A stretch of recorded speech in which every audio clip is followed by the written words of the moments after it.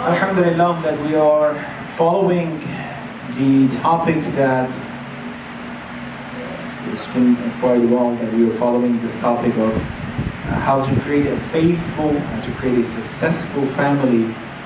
And Alhamdulillah we are following different factors. We finished the factors associated with having peace and success in life. So inshallah from now on we'll talk about a few sessions probably talk about factors associated with dissatisfaction in the family. Now we're talking about the good things. We talk about appreciation, cooperation, forgiveness, anything that we need to have and we have to practice to have in life. But we have to understand the threats and the obstacles in front of us at the same time as well. Let me give you an example. If you know from here you want to go to LA, probably you have to go towards south. You might know I need to have a car, I need to have, gas in the car, I need to have certain food with myself. You might know about these things, how much, the distance is.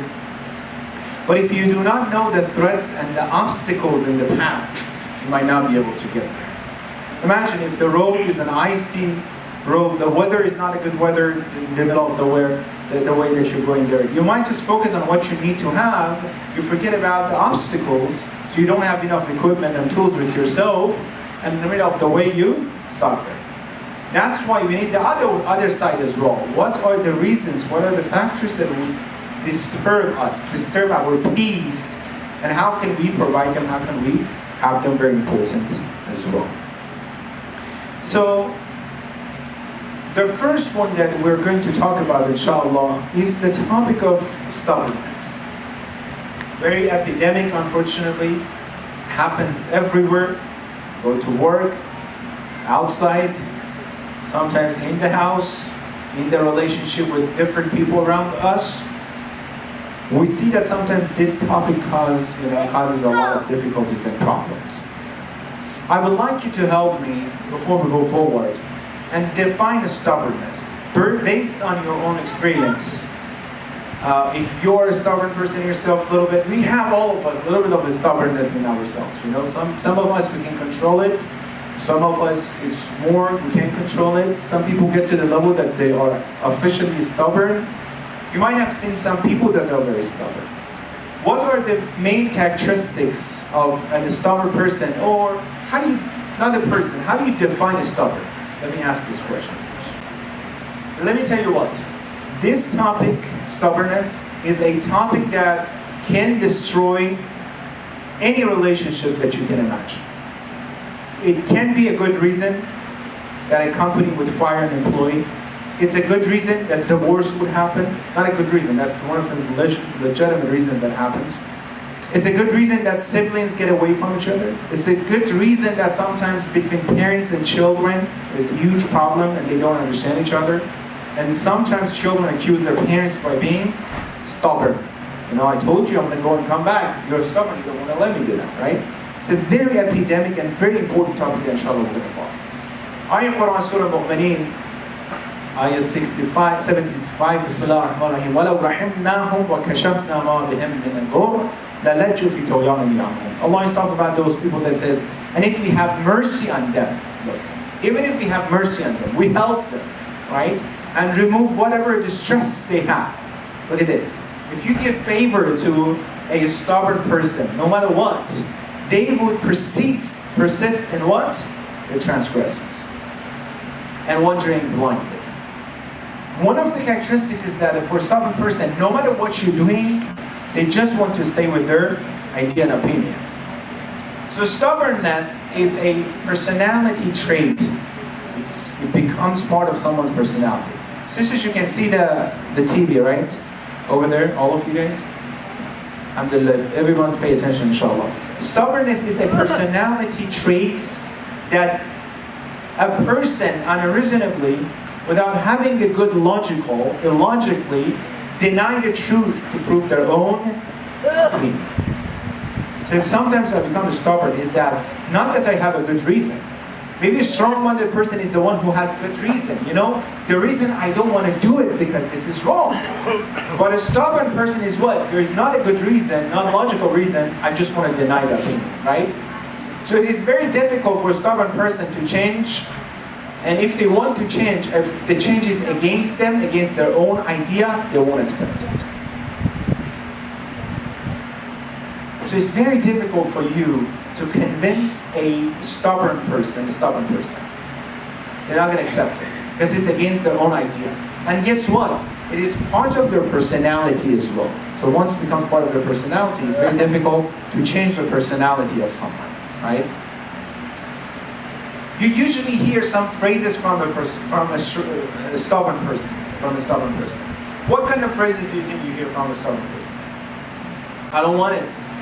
I don't want to do it. I won't do it. No matter what reasons you bring for them, no. You can't make me do it. You can't change me. No, I'm not going to do it.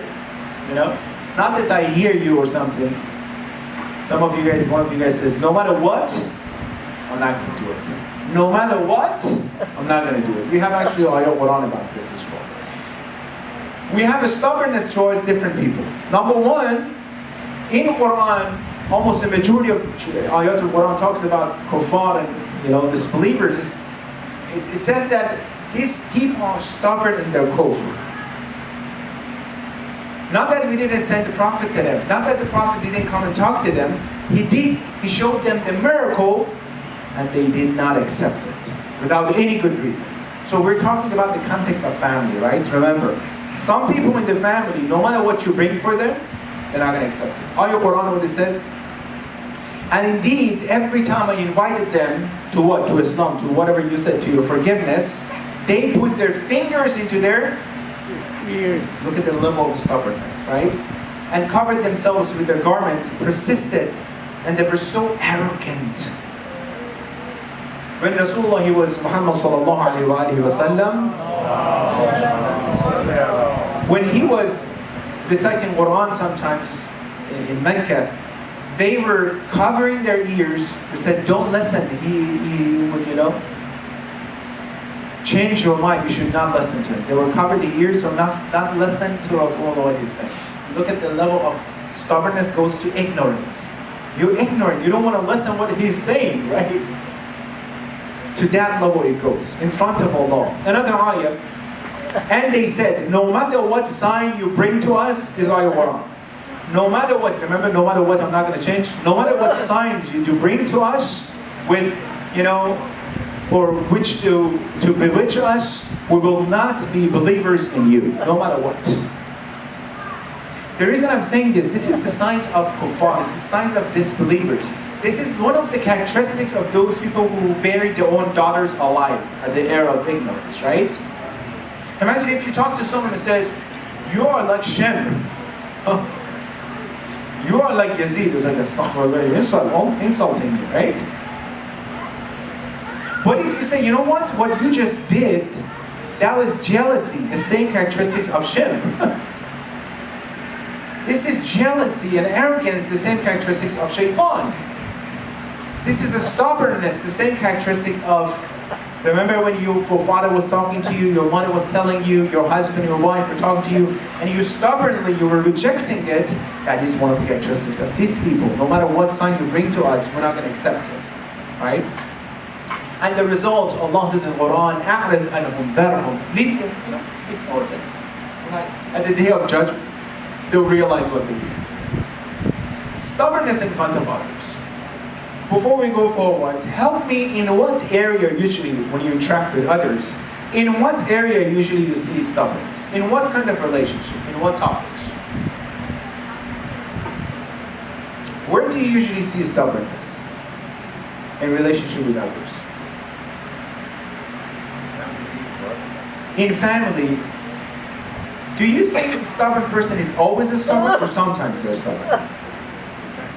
Usually sometimes, not all the time, right? If you agree with them, so they're not stubborn, right? If you always say, you're right, yeah, I'm right, of course I'm not going to be stubborn anymore. So stubbornness happens when what? Disagreement happens. If my spouse says something against my will, not going to accept it. If my parent says something that doesn't make sense to me, no matter what they're saying, no matter how much they're trying to convince me, I'm not going to accept it in front of others, right? Remember, no matter what. Or sometimes I go to my room, I close the door, I'm not going to even listen to you. I don't even want to see what you're saying. I don't want to hear.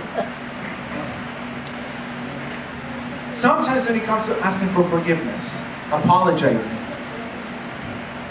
one of you guys said, sometimes the stubborn person realizes that that was wrong what they did, but they insist on it.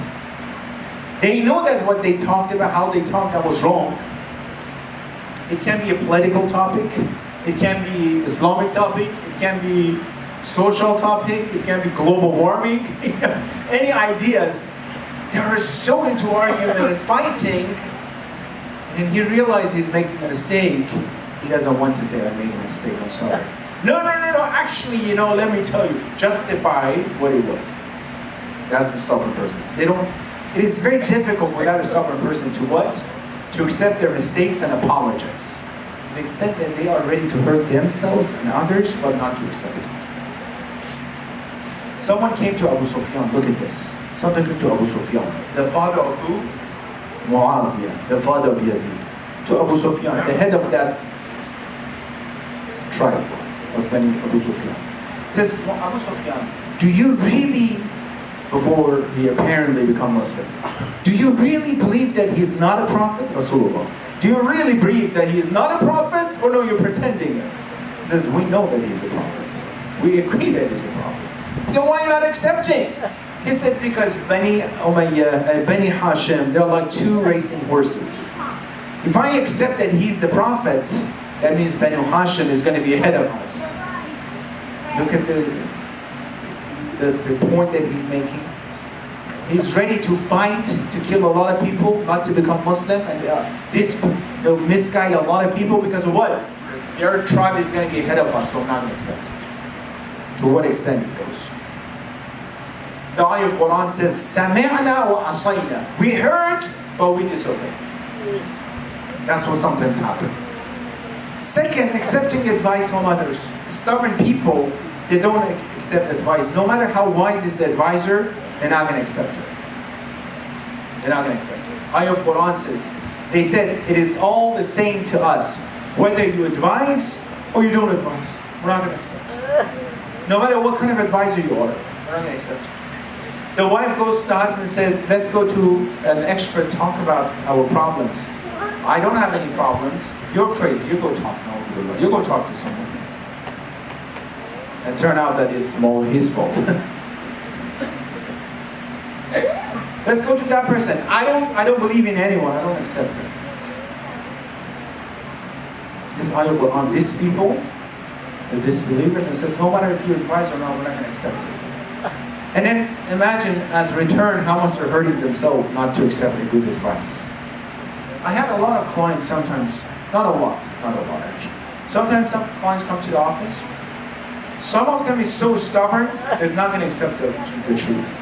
Even though if you show them the truth, they're not going to accept it. You know what, brother? You know what, sister? Here, you were supposed to do this. No, still is not my fault. If he was not doing it 10 years ago, Dad, I wouldn't be. They're not going to accept it. Now, of course, at the end, they're going to hurt themselves and other people as well. In interactions with family members. Before that, let me go with this. Yes, interaction with family members. Sometimes you see that someone says, you know what?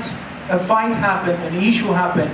I am not going to talk to that person at all. Na'udzu billah. Wallahi, I'm not going to have a relationship with that person anymore. Who's that relationship? A brother or sister or cousin. One of the scholars says, he knew a sister, and one day he saw her, and she saw that she's wearing the black clothing and everything. He says, what happened? You're upset. He says, my brother passed away. He says, I know you for a long time. You didn't have a brother. Who's your brother? He says, yeah, I had a brother 40 years ago. I stopped talking to him. And today he passed away. Right? I swear I'm not going to do it anymore. I swear I'm not going to go to their wedding party anymore. Look what the Quran says. وَلَا تَجْعَلُوا اللَّهَ قُرُبَةً لَأَيْمَانِكُمْ أَن تَبَرُّوا وَتَتَّقُوا وَتُصْلِحُوا بَيْنَ النَّاسِ. Do not make your oath by Allah an excuse against being righteous and fearing Allah and making peace of Allah.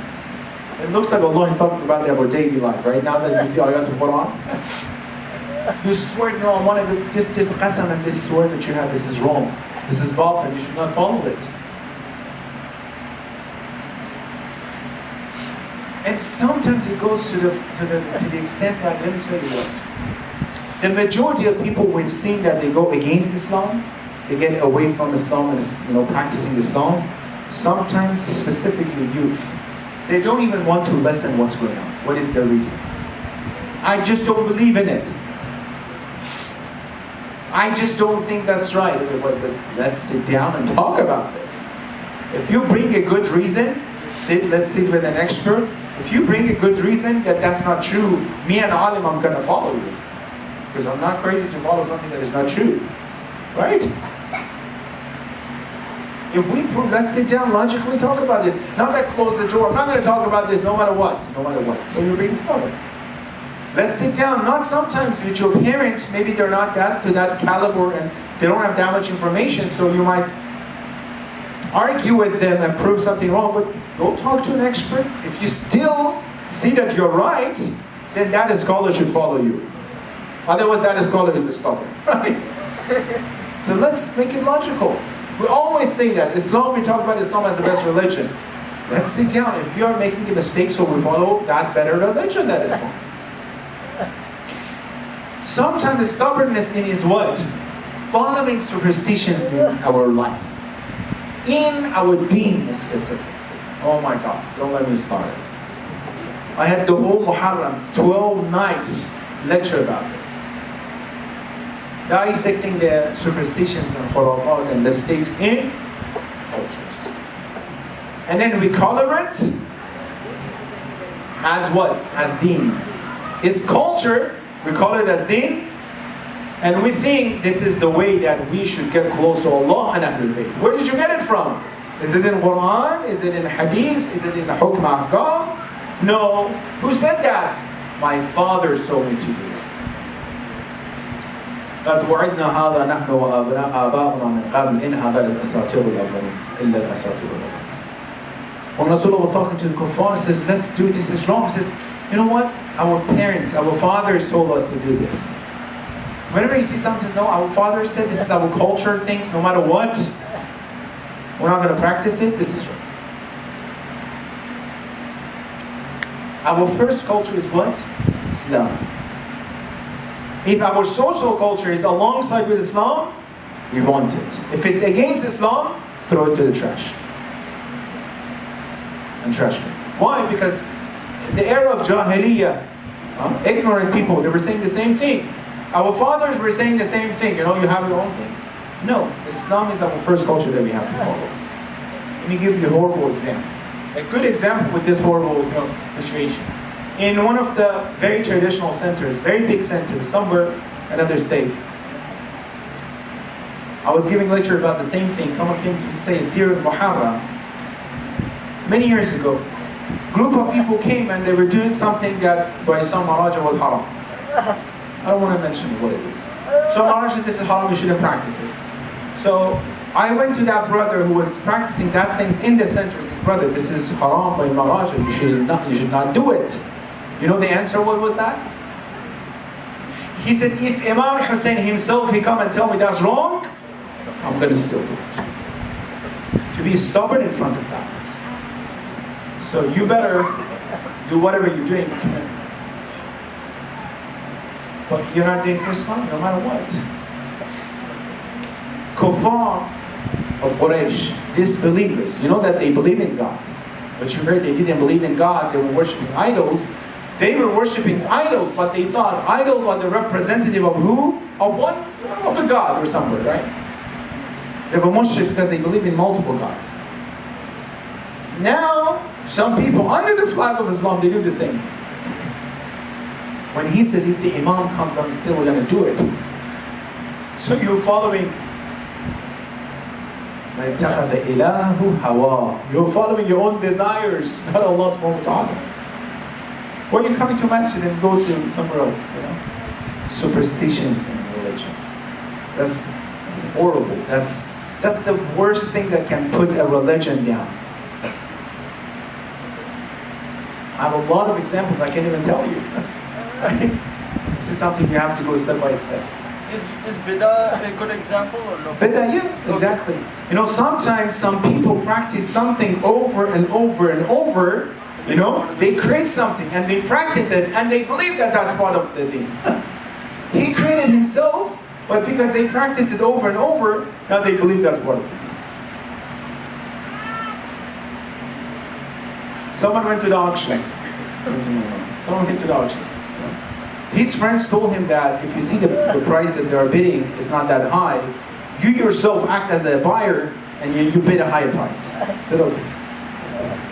And he started doing it. You see the prices, the bid is not that high. He started doing it himself. Like he was saying, as he's a buyer. He didn't know about it, others. For example, $1,000, someone says $2,000, $3,000, $5,000. He went all the way to $10,000 and he thought that he's actually buying it. And he bought it with $10,000 to bid the highest bid that he had. He created something fake and finally he thought actually he has to do it. Sometimes in religion we bring something to deen. You have to pray in salat this way or that way. And then when a scholar and alim comes and says, no, it's not a good scholar. He doesn't know these things. He doesn't know these things. What hawza did you study in? That's fine. Superstition becomes so strong. You have some video clips in some countries, Muslim countries, some video clips. I don't want to talk about this, but there was a licking on the wall. A licking on the wall. And the shape that it made, that licking water, it looked like it's a person. People of that small city were doing tabarruk on the wall. This is the picture of that imam.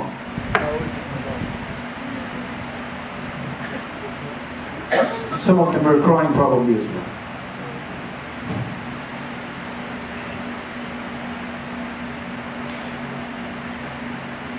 In Ashura, Umar as-Sa'd, you know what he was saying? Abshiri bil Jannah. There's good news for you, you're going to go to Jannah. Either you kill Hussein or you'll be killed by Hussein. How is it possible? Brainwash people about something. So stubborn people, they're always into this. So that's what, we can't go to the details, we have to go step by step, right? Number 4, stubborn people, they're stubborn with themselves as well. You tell them, I've seen many youth.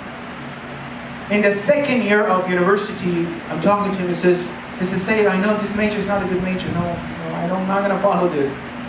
I'm not going to practice anything with this. I'm like, and while you're studying it, yeah, I just have to study for the bachelor's degree. So you want to waste another 3 years of your life just because they're stubborn too? They hurt themselves as well sometimes, Hadith from Rasulullah sallallahu alayhi wa sallam. Ya Ali, avoid stubbornness. Why? Because it starts with ignorance and ends with regret. First, the stubborn person is ignorant. At the end, they regret why they did it. So now, what do you think are the reasons behind stubbornness? What do you think can be the reason can make you stubborn?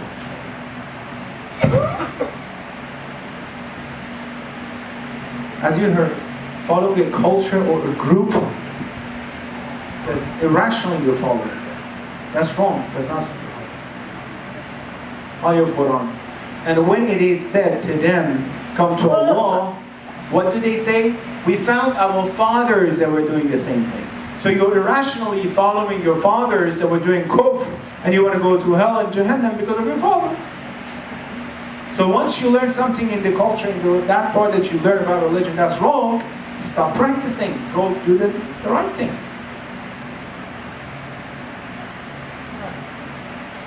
Arrogance and transgression, as you heard. Al-Quran says, وَأَصَرُّوا وَاسْتَكْبَرُوا اسْتِكْبَارًا. They insist on something that is wrong. We have hadiths. It says, between the haram action and insisting on doing the haram action, which one is worse?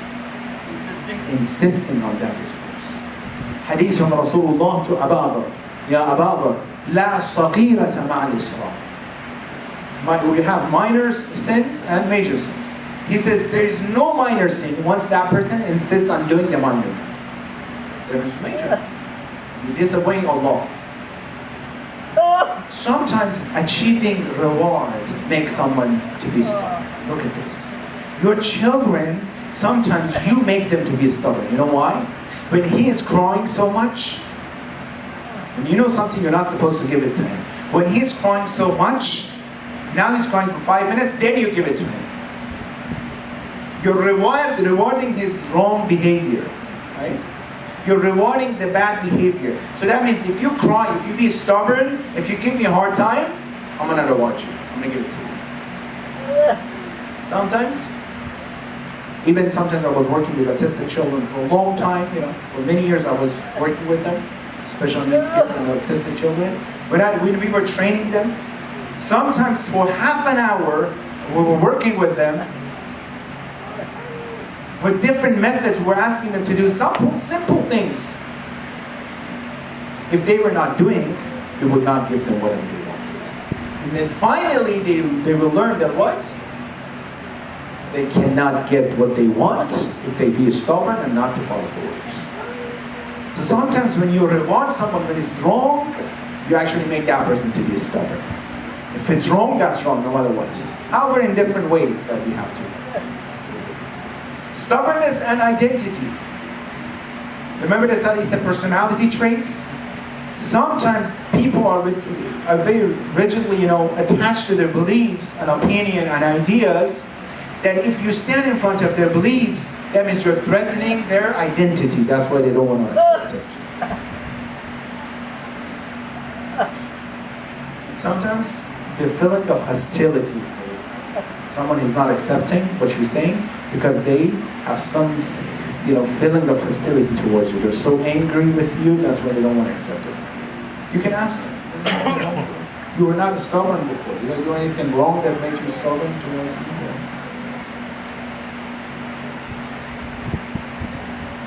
Disadvantage of stubbornness, hadith from Imam Ali salatu wasalam.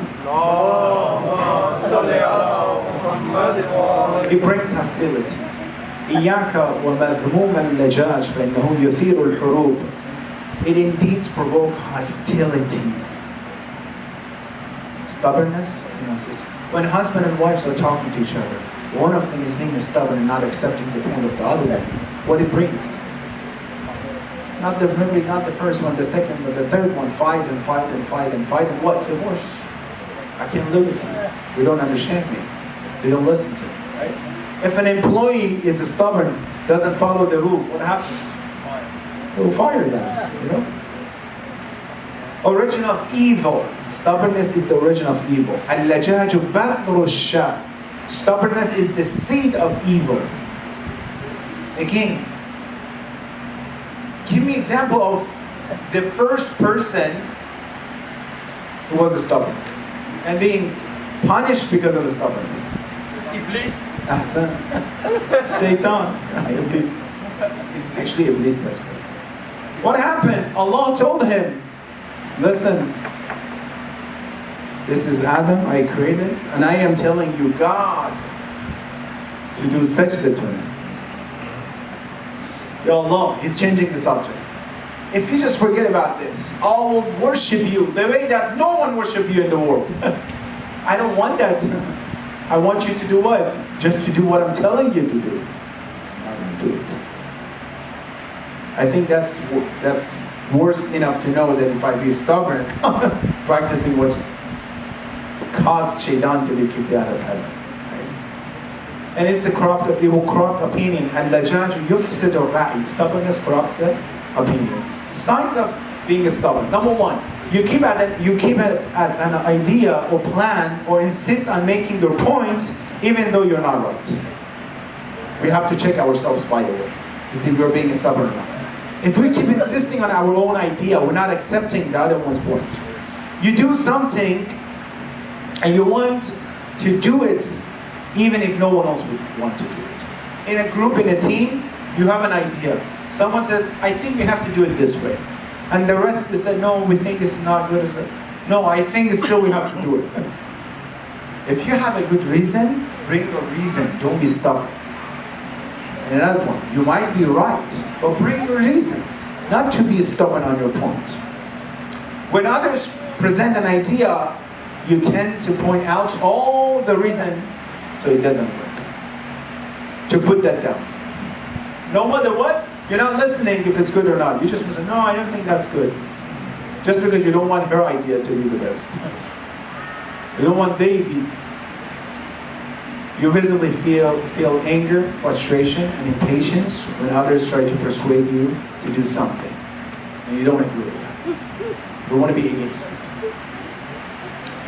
And the other thing that you see, when you argue a lot, when it comes to doing something and then following through with something, you just want to argue, you don't want to listen, and all the point. You don't even want to listen. This is the last slide the last part. How to, I think no, we have another one, how to prevent being stubborn by increasing our iman, number one, right? Someone who increased the iman, well what? I understand that I have to accept haqq and truth. Seek to understand. Always want to understand. Listen, maybe there is a point that your spouse, your father, your mother, maybe there's a point that they're saying. Even if you heard that over and over, maybe this time is different. Try to understand. Just listen to them, Being open to all possibilities. Don't be closed-minded and just see your perspective. No, sometimes you have to think out of the box. Out of the box, sometimes you see you can get a lot of points. Admit when you're wrong, as we talked about this. When you know you're wrong, you did something wrong, accept it. Matter of fact, that will help you to have more credit than insisting on your own wrong things. When you see someone comes to you and says, let me tell you, one of the scholars, at night in the masjid, he was giving ahkam. Around late at night, close to the end of the night, he was keep knocking on the door of every single of those who were in the masjid, and they were telling him, he was telling them, hey, by the way, that hukm that I said earlier tonight, that was wrong, this is this way.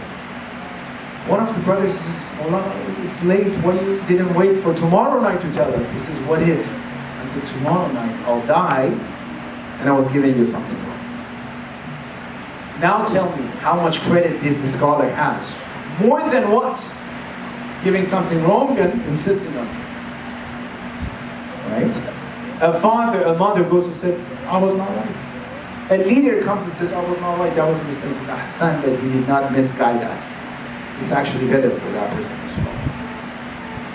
And again, rather than you're pushing your idea, decision or plan, you have to recognize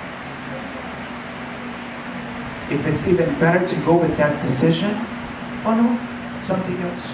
Be flexible. Be flexible.